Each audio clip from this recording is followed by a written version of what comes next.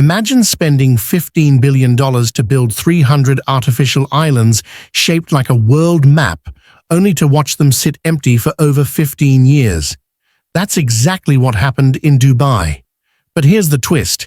Some of the richest people on Earth are now racing to buy them. So what went so catastrophically wrong? And why is everyone suddenly interested again? In 2003, Dubai's ruler unveiled one of the most audacious real estate projects ever conceived. The World Islands. 300 man-made islands, each named after a country or landmark, positioned 4 kilometers off Dubai's coast.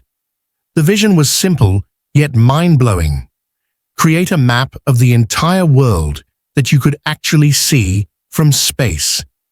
Palm Jumeirah, another artificial island project, had just launched and was generating massive buzz.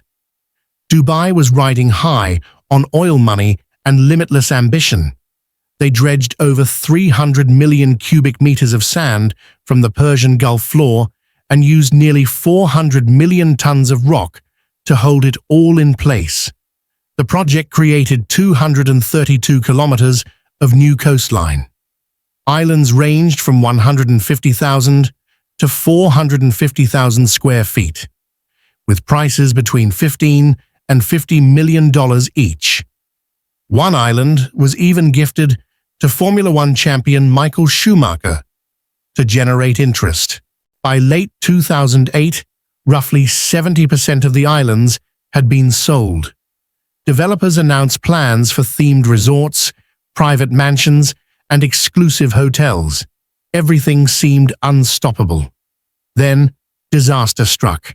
The 2008 global financial crisis hit Dubai like a tsunami.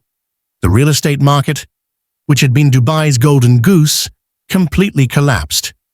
Overnight, developers couldn't secure funding. Construction equipment sat abandoned. Workers left. The company behind the project, Nakheel Properties, was forced to halt everything and offer refunds to investors. By 2010, only one island, Lebanon Island, had been completed. The rest sat as empty mounds of sand, slowly being reclaimed by the sea. Media around the world mocked the project as Dubai's biggest folly. Rumors spread that the islands were literally sinking back into the ocean, though Nakheel denied this, but the damage to Dubai's reputation was done. For over a decade, the World Islands became a ghost town. But the problems went deeper than just money. Each island needed its own power supply, water systems, and waste management because no municipal utilities had been connected. Developers discovered that building on these islands cost 30 to 50% more than mainland construction. Transportation was a nightmare. Everything from construction materials to food had to be brought in by boat. There were no ferry terminals or transportation hubs as originally planned. The environmental impact was severe too.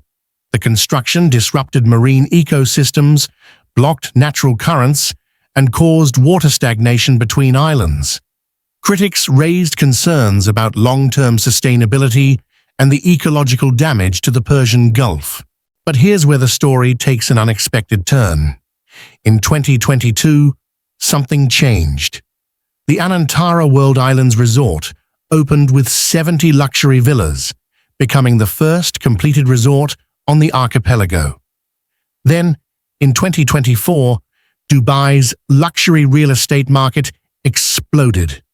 The city recorded 435 home sales above $10 million, more than any other city on Earth. Suddenly, billionaires and family offices from Europe, Russia, India, and Asia started pouring money back into the World Islands. The Heart of Europe, a 6-island resort project by Kleindienst Group, is now under construction, with hotels featuring climate-controlled streets that can produce artificial rain and snow. In May 2024, Amali Properties sold 22 of 24 luxury villas on merged islands within weeks, raising up to $410 million. A Buddha Bar hotel and floating residences are scheduled for completion in 2027. An intercontinental resort is planned for 2026. Individual islands are now selling for up to $160 million. The World Islands has transformed from abandoned failure to one of the most exclusive addresses on the planet. So, why the dramatic comeback? Dubai learned from its mistakes. The city's zero-income tax policy and political neutrality attract ultra-wealthy investors who can't invest elsewhere due to sanctions. The exclusivity factor is massive. Owning your own private island just minutes from a major global city is something only a handful of people can claim. Post-pandemic, Dubai's tourism and real estate markets have rebounded stronger than ever. The islands are no longer seen as risky gambles, but as long-term investments in Dubai's vision. Developers estimate the World Islands won't be fully complete for another decade, but that's exactly the point. For Dubai, these weren't quick flips. They were always meant to be generational projects. The story of Dubai's billion-dollar islands isn't about failure. It's about patience, resilience, and the audacity to build something the world has never seen before. From sandy ghost town to playground of billionaires, the World Islands prove that in Dubai, even the most impossible dreams eventually become reality. Sometimes you just have to wait 15 years for the world to catch up.